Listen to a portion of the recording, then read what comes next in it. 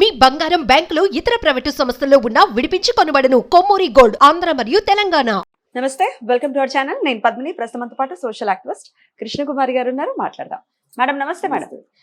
Madam political power list ఒకటి announce చేయడం జరిగింది. దానికి సంబంధించి టాప్ 10 నాయకులు వీళ్ళే అంటూ ఒక లిస్ట్ ని కూడా అనౌన్స్ చేయడం జరిగింది. ఒకసారి ఆ లిస్ట్ లో ఉన్నటువంటి పేర్లని మీకు వినిపిస్తాను. ఇందులో చంద్రబాబు నాయుడు గారికి కూడా స్థానం దక్కింది. టాప్ 5 లో ఉన్నారు ఆయన. అసలు లిస్ట్ చూసుకుంటే 2024 సార్వత్రిక ఎన్నికల అనంతరం మారిన రాజకీయ లెక్కలతో India today's 2024 political power list లో కొత్త వారికి చోటు దక్కింది. జాబితాలో టాప్ 10 నేతలు: 1 PM Modi, 2 RSS chief Mohan Bhagat, 3 కేంద్ర హోంమంత్రి Amit Shah, 4 Rahul Gandhi, 5 AP CM Chandrababu Naidu, 6 Bihar CM Nitish Kumar, 7 UP CM Yogi Adityanath, 8 Tamil Nadu CM Stalin, 9 Bengal CM Mamata Banerjee and 10 SP chief Akhilesh Yadav. So ఈ 10 మెంబర్స్ కి చోటు దక్కింది. అయితే టాప్ 5 లో చంద్రబాబు నాయుడు గారు ఉన్నారు. ఎట్లా చూడొచ్చు ఈ అంశాన్ని? ఆరుగురు నలుగురు. ఇది ఇండియా టుడే వాళ్ళు ఇచ్చారు. ఇండియా టుడే అయితే చాలా బాగా తూకం బాగా వేశారు అనిపిస్తుంది. మాట రాకుండా 5 వాళ్ళకి ఇచ్చి, 5 ఏంటి 6 వాళ్ళకి ఇచ్చి, 5 బీజేపీకి ఇచ్చి, 4 కాంగ్రెస్కి ఇచ్చి, కాంగ్రెస్ కావచ్చు, ఎస్పీ పార్టీ ఒకటి, అలా తమిళనాడు అన్నీ ఇచ్చి, ఈ రకంగా చూసుకుంటే పార్టీకి ఒకటి ఇచ్చి ఆ పార్టీకి 5 ఇచ్చుకున్నారు. ఇది చంద్రబాబు నాయుడు గారికి 5వ స్థానం ఇవ్వడం అనేది సముచితం. అందులో ఏమి పెద్ద వాళ్ళేమి ఆయనకి ఎక్కువగా వరగబెట్టింది ఏమీ లేదు. కాకపోతే ఇక్కడ అర్థం చేసుకోవాల్సింది ఏంటంటే, RSS మోహన్ భగత్కి మోడీకి మొదటి నుంచి పోటీ ఉంది. ఓకే, అసలు వీళ్ళు సీఎంల విధంగా తీసుకున్నారు, సీఎం పిఎం విధంగా తీసుకున్నారు. బట్ ఈయనకు కూడా చోటు దక్కడం అనేది అయితే యాక్చువల్గా బీజేపీ RSS వేరు కాదు, కాయిన్కి 2 వైపులా అన్నట్లు. అయితే ఏది ఎక్కువ ప్రాధాన్యత? ఇప్పుడు రూపాయి కాయిన్ ఉంటుంది, రెండో వైపు ఇంకో బొమ్మ ఉంటుంది. దేన్ని హెడ్ టైలు అంటే ఏం చూస్తాం మనం? మరి హెడ్ మోహన్ భగత్కి ఇవ్వాలి లెక్క అయితే. మోడీయే 2వ స్థానంలో ఉండాలి. ఎందుకంటే ఇది బీజేపీ ప్రభుత్వం అయినప్పుడు ఈ బీజేపీకి విశ్వ హిందూ పరిషత్తే మూలమైనప్పుడు అలా ఇవ్వాలి. కానీ ఇండియా టుడే వాళ్ళు మోడీని తక్కువ చేస్తే ఏం కొంపలంటూ పోతాయోనని చెప్పి మోడీకి ముందిచ్చి, తర్వాత మోహన్ భగత్కి ఇచ్చి, తర్వాత అలా ఇచ్చారు. సరే, ఏది ఏమైనప్పటికీ మనం చూసుకుంటే గనక ఆంధ్రప్రదేశ్ నుంచి చంద్రబాబు నాయుడు గారికి దక్కటం అనేది ఒక రకంగా ఆయన వ్యక్తిగతమైన ఉన్న ఇమేజ్కి, అలాగే కూటమిలో ఉండటం వల్ల కూడా ఆ స్థానం దక్కి ఉండవచ్చు. కానీ మనం ఇవన్నీ ఉన్నాయని మురిసిపోవటం కన్నా రేపు కావాల్సింది ఏంటి? ఆ రాష్ట్రంలో ఏం చేస్తానని చంద్రబాబు నాయుడు గారు వచ్చారు, ఏం చేస్తున్నారు, ఏం చేస్తారు అన్నదే మనకు కావాలి. ఇండియా టుడే అంటే ఎంత, అనకపోతే ఎంత? ఇప్పుడు కొంతమంది అవార్డుల గురించి మాట్లాడతారు. అవార్డు వస్తే ఏంటి, రాకపోతే ఏంటి? అది ఒక అదనపు విలువ అంతే. కానీ అసలు విలువ లేకుండా అదనపు విలువ వచ్చినా దానికి విలువ ఉండదు. అసలంటూ విలువ ఉన్న తర్వాత ఈ అదనపు విలువ వచ్చినా రాకపోయినా పర్వాలేదు. అయితే అందుకని ఏంటంటే, ఇప్పుడు చంద్రబాబు నాయుడు గారి మీద ఉన్న తల మీద భారం ఏంటి?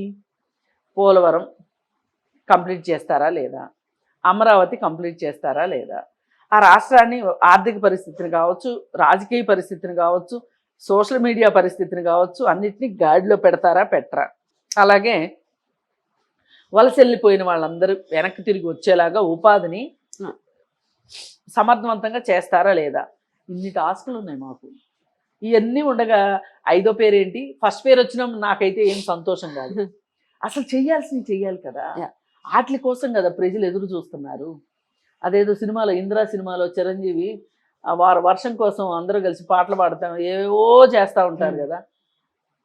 అలా చకోర పక్షులాగా ఎదురు చూస్తున్నారు ఆంధ్రప్రదేశ్లో అభివృద్ధి కోసం. చేస్తారు ఇంకా, అంటే ఇప్పుడే కదా మొదలైంది అని. నేను అదే అంటున్నా, ఉమ్, అసలు అవి కావాలి మనకి. ఉమ్, ఇవి ఇచ్చినా ఒకటే ఇవ్వకపోయి నా దృష్టిలో ప్రజల ఆకాంక్షలు చాలా ఇంపార్టెంట్ అండి. ప్రజలు ఎలా వేశారు ఓట్లు, అసలు ఎలా ఎలా ఎలా ఎంతంత దూరం నుంచి వచ్చి స్వచ్ఛందంగా విదేశాల నుంచి 10,000 మంది వచ్చారంటే మీరు అర్థం చేసుకోండి. చాలా అవకతవకలు జరిగాయి ఓటింగ్ లో అనే మాటలు ఇప్పటికీ వినిపిస్తున్నాయి. దీన్ని ఎట్లా చూడొచ్చు మనం? ఇప్పుడు ఈ అవకతవకల గురించి నేనేం వ్యాఖ్యానించలేనండి. ఎందుకంటారా, అసలు బ్యాలెట్ లోనే ఏదో సంథింగ్ జరుగుతుంది అనే ఉద్దేశం నాకు మొదటి నుంచి ఉంది. మరి వేరే అభివృద్ధి చెందిన దేశాలు కూడా బ్యాలెట్ సిస్టంలోనే ఉన్నప్పుడు అసలు మనం ఈ సిస్టంలోకి ఎందుకు వచ్చాము? మార్చుకుంటే అయిపోతుంది కదా, ఈ అవకతవకలు ఉండవు కదా. అప్పుడు కూడా అవకతవకలు ఉంటాయి, ఉండకుండా ఎక్కడికి పోవు. మనిషి ఉన్నంత కాలం, మనిషి జిత్తులు మారి బుద్ధి ఉన్నంత కాలం, రాజకీయాల్లో నేనే గెలవాలి అనుకున్నంత కాలం ఎవరి మాయోపాయాలు వాళ్ళు పన్నుతారు. అందుకని చెప్పి నేను చూసేది ఏంటంటే, ఈ వెళ్ళిన వాళ్ళందరూ తెలుగుదేశానికి వేయబట్టే తెలుగుదేశం గెలిచింది అని నేను అనుకుంటా. ఇప్పుడు వాళ్ళు చెప్పినట్లు ఇదంతా ఎలక్షన్ అంతా మాయ అన్నారనుకోండి, ఏం చెప్తాం ఇంకా మరి? మనం ఏం చేయలేం కదా. మాయ చేయగలరా ఇప్పుడు? అదే మాయ అవలేదా అనేది పక్కన పెడితే, అసలు అపోజిషన్ లో ఉన్న వాళ్ళు మాయ చేయగలరా? ఎలా కుదురుతుంది? ఎట్లా కుదురుతుంది అంటే వీళ్ళ ఉద్దేశం ఏంటంటే, కూటమి ఉంది కదా, కూటమి ఉంది కాబట్టి అక్కడి నుంచి వచ్చేసి సపోర్ట్.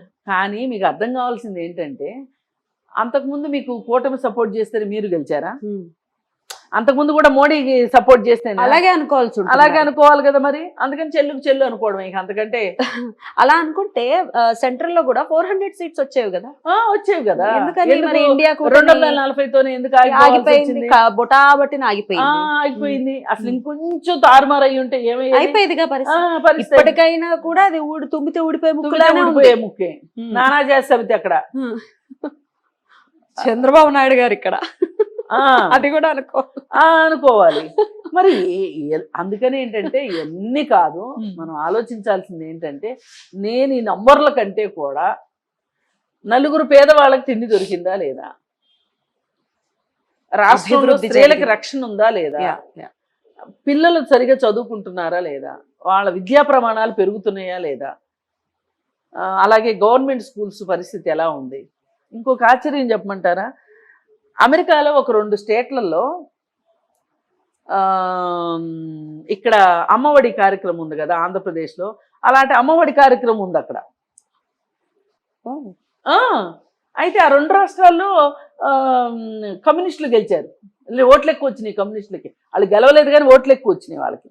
ఏంటి అంటే, ఆ రాష్ట్రాల్లో తల్లిదండ్రుల ఖాతాలోకి డబ్బులు వేస్తారంట.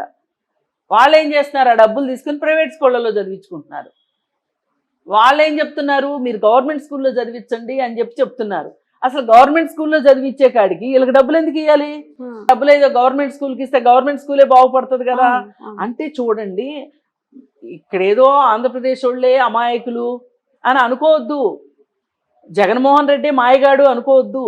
అక్కడ కూడా మాయగాళ్ళు ఉన్నారు, మాయగాళ్ళకి తగిన బుద్ధి చెప్పారు. అలాగే ఇక్కడ కూడా బుద్ధి చెప్పారు. అర్థమైందిగా మీకు? ముందు ఆంధ్రప్రదేశ్ ప్రజలు బుద్ధి చెప్తే నెక్స్ట్ అమెరికా ప్రజలు బుద్ధి చెప్పారు ఆ విషయానికి. రైట్, ఇలా ఉంటాయి. అందుకని ఏంటంటే, ప్రజలు ఓట్లు వేశారనే నేను నమ్ముతున్నా. లేదు 100% ఓట్లలో 40% మాకు వచ్చినాయి అని జగన్మోహన్ రెడ్డి చెప్తున్నాడు. కానీ నీకు రాష్ట్రం మొత్తం మీద అన్ని ఓట్లు వచ్చినాయి, నేనేం కాదనట్లే. కానీ సీట్లు కదా ఇక్కడ ప్రామాణికం, ఓటు కాదు కదా. అందుకని ఏంటంటే, మీరు ఒక పథకాన్ని ప్రవేశపెట్టేప్పుడు ప్రజలు కూడా కొంచెం తెలివైన వాళ్ళే అర్థం చేసుకుంటారు. మన మాయోపాయం అర్థమవుతుంది వాళ్ళకి. ఇప్పుడు మనకి ఈ పిల్లల పేరు చెప్పి అమ్మఒడి పేరుతోటి ఇచ్చిన డబ్బులు, ఈ డబ్బులతోటి మన ఓట్లు కొనాలని చూస్తున్నారు వాళ్ళు అనేది అర్థం చేసుకున్నారు వాళ్ళు. అందుకని అమ్మఒడి తీసుకున్న వాళ్ళు కూడా ఓటు వేయలేదేమో ఇప్పుడు అమెరికాలో చేసినట్టు. అందుకని ఏది ఏమైనా నంబర్ల గురించి సంతోషపడకుండా, అంటే ఉంటే మంచిదే, ఉంటే మంచిదే. మన దేశంలో 29 రాష్ట్రాలు ఉన్నాయి. 29 రాష్ట్రాల్లో 5వ నంబర్లో మన ముఖ్యమంత్రి ఉన్నాడంటే మనకు సంతోషమే. సంతోషం. దీన్ని బట్టి ఆయన పరిపాలన బాగుంది కదా అని కేంద్రం కూడా మరింత సహకరించి Yeah. మంచిగా నిధులు ఇస్తే ఆ రాష్ట్రం బాగుపడాలని నేను కోరుకుంటున్నాను. ఖచ్చితంగా ఖచ్చితంగా